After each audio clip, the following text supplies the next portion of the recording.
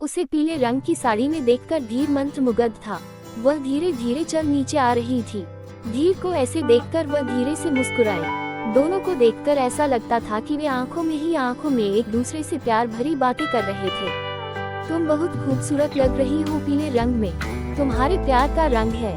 मैं कैसा लग रहा हूँ तुम्हें? एक राजकुमार जिसे भगवान ने सिर्फ मेरे लिए इस धरती पर उतारा था। तुम्हें याद है जब तुमने मुझे पहली बार कॉलेज में देखा था, ऐसे ही एकटक देख रहे थे। तुमने उस दिन भी पीले रंग का सलवार सूट पहन रखा था। बस उसी दिन से तुम मेरे मन के मंदिर की देवी बन गई थी। तुम्हें मेरे उस दिन पहने हुए कपड़ों का रंग अभी तक याद है। और नहीं तो क्या, मैंने तो उसी दिन सोच लिया था कि अगर तुम भी मुझसे प्यार करोगी तो मैं इस दुनिया के हर खुशी को तुम्हारे कदमों में लाकर रख दूंगा। अरे वाह, तुम तो बिल्कुल किसी फिल्म के हीरो की तरह कुछ भी करने को तैयार थे। लेकिन अगर मैं मना करती तो तुम क्या करते?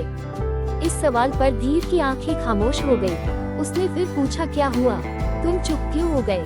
धीर की आंखें झुकी हुई थी, उनमें पानी का एक कतरा उतर आया। आंखें कह रही थी, मुझे माफ कर दो, आज तो मैं तुम्हारी आंखों में एक आंसू तक नहीं देख सकता। लेकिन उस वक्त मैं किसी फिल्म के खलनायक की तरह सिर्फ तुम्हें पाना चाहता था, किसी भी कीमत पर, तुम्हारी जान की कीमत पर भी।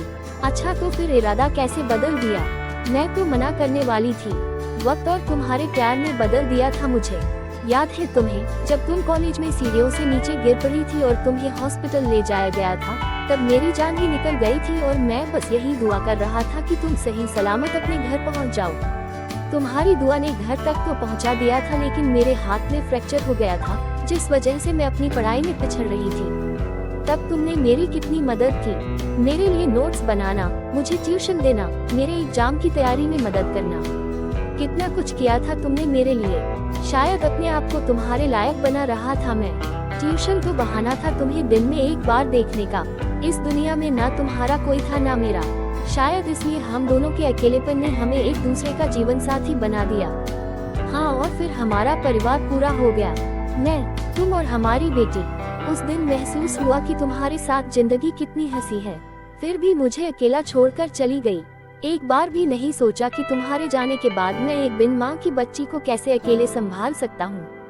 मेरा बस चलता तो मैं कभी तुम्हें छोड़कर नहीं जाती, लेकिन कैंसर जैसी बीमारी के आगे मैं हार गई थी। लेकिन मुझे पूरा यकीन था कि तुम डगमगा नहीं सकते। तभी धीर की तंद्रा टूट गई। सामने उसकी गुड़िया खड़ी थी। उसने अपनी माँ की वही पीले रंग की साड़ी पहन रखी थी जो कभी धीर उसकी माँ के लिए लाया था।